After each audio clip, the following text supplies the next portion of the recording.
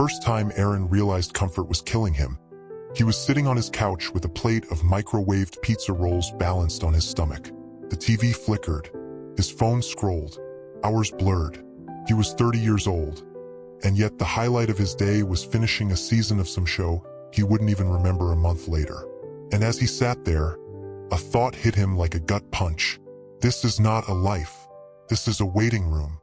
What Aaron didn't know then was this. The moment you let go of comfort is the moment you make space for calling. Aaron Mitchell was 30, living in Dallas, Texas. He had a steady IT job, decent pay, small apartment, reliable car, nothing terrible, nothing great. His parents called him responsible. His co-workers called him dependable. But inside, Aaron felt invisible. He dreamed once of designing things, of building something with his hands, of creating solutions that mattered. But over time, the dream got smothered under comfort. Netflix, takeout, overtime shifts he didn't care about. Comfort became his cage, and every day the bars grew thicker. One Saturday afternoon, Aaron went to visit his college friend, Daniel.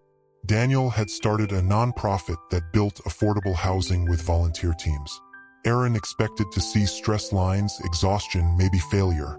Instead, Daniel was covered in sweat, dirt under his fingernails, but his eyes glowed. "Man, I've never been this tired," Daniel laughed. "But I've also never felt this alive." That night, Aaron lay in bed staring at the ceiling. His friend had less money, less comfort, less security. But he had fire, purpose. Aaron's chest burned with envy, not for Daniel's life, but for Daniel's aliveness. The next morning, Aaron did something radical for him. He turned off the TV, put down the phone, laced up old sneakers, and he drove to one of Daniel's work sites. When he picked up a hammer, it felt foreign. By noon, his arms ached. By evening, his back screamed. But when he looked at the half-framed house standing taller than when he'd arrived, something stirred in his chest. It wasn't glamorous. It wasn't easy. But it was real. That night, eating a simple sandwich instead of delivery, Aaron whispered to himself, "Comfort never gave me this feeling." Of course, letting go of comfort didn't come without pain. Day 3, he overslept and almost bailed on volunteering. At day 7, he blistered his hands so badly he had to tape them up. Day 10, his co-workers laughed. "So you're a construction worker now?" At day 14, he almost gave in, almost crawled back to the couch.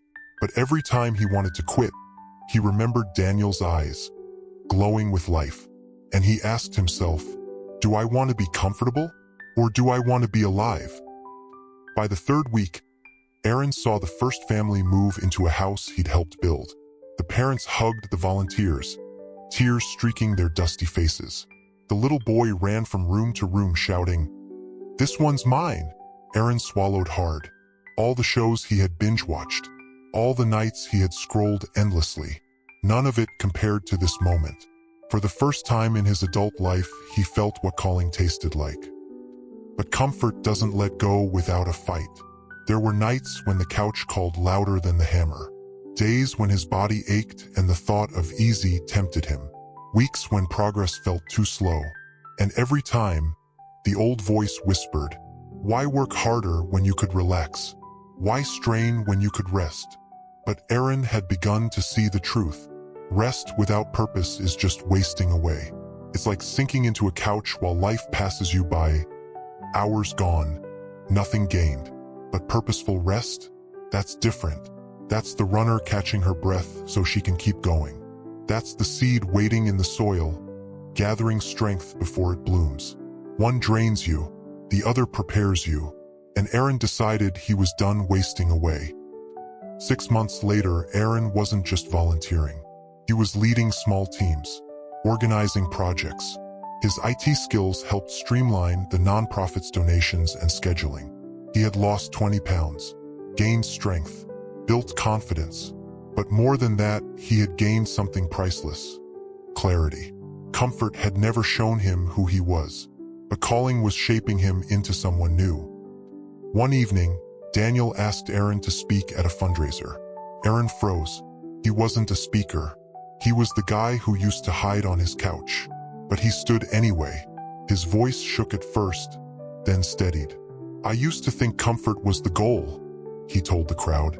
"A steady job, enough money, easy evenings. But comfort numbed me. Comfort kept me small. Then I picked up a hammer, and I realized comfort never gave me life. Calling did. And I had to let go of one to find the other." The room erupted in applause. Daniel clapped the loudest. "And maybe right here, let me ask you softly. If Aaron's story speaks to you, comment one word, calling, below. Let that be your reminder. Then keep listening because this story is about you too." By year 2, Aaron's life was unrecognizable. He had left his IT job, joined the nonprofit full-time. He was designing better systems, leading bigger builds, changing more lives. He wasn't rich. His apartment was still small. But every morning, he woke up with fire in his chest. And every night, he went to bed bone-tired, but soul alive. Here's the truth Aaron's story reveals. Comfort feels safe, but calling feels alive. Comfort whispers, "Stay where you are." Calling shouts, "Step where you're meant to be." Comfort protects you from risk, but it also robs you of reward. The question isn't, do you want comfort? The question is, are you willing to let it go, to discover your calling? So maybe today you're staring at your own version of the couch.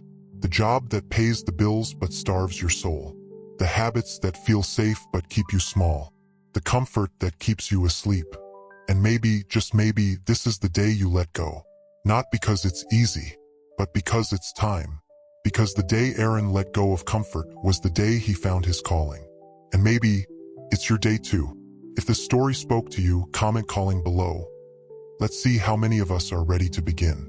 Hit like, subscribe for a new motivational story every day, and share this with someone who needs to hear it.